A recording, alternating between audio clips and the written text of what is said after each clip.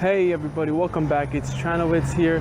Today we're in Little Havana, the epicenter of the Cuban exile population here in Miami.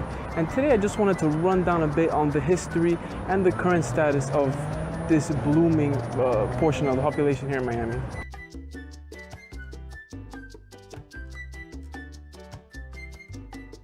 So not to bore you with the history, basically there was a socialist revolution in Cuba back in the 60s, which led to hundreds of thousands of Cubans fleeing and exiling to the US. And actually the issue of the Cuban refugee crisis got so bad that the US actually offered a special privileged status for Cuban refugees, that once they step foot on American soil, that they are granted the right to basic aid and adjustment benefits. But I would say without a doubt that Miami has become the cultural hub of the Cuban exile movement.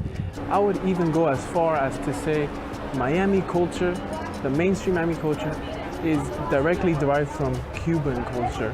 All the way from the language, the casual Spanglish that's used, and even down to the laid-back attitude. Here's a little fun fact about Miami. Before the 60s revolution in Cuba and the whole exile immigration community came into play, Miami was a sleepy retirement town, also housed a lot of military and army personnel. So really, before this immigration boom, Miami was not a vibrant, exotic oasis like it is viewed today, and that's thanks in part largely to all of these immigrant groups. The relationship between the US and Cuba is still quite sore. Even though President Obama made huge progress on visiting the island nation, it seems like Trump has worked diligently to undo all of that. And it seems as if we're in sort of limbo, where we have dialogue now with Cuba, and it seems like we're making an effort, but nothing's actually being done.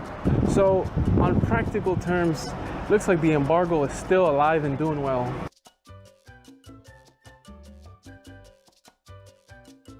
Also, one of my favorite things about this area is that it's not gentrified as much as Miami Beach or downtown Miami. Those areas are heavily gentrified. The prices are way up. You have to deal with crowds of tourists. So when you travel here to Little Havana, it's way more of a genuine experience of a local. All right, everybody, that's it for this video. I gotta start heading. I gotta start fleeing these rain clouds over here.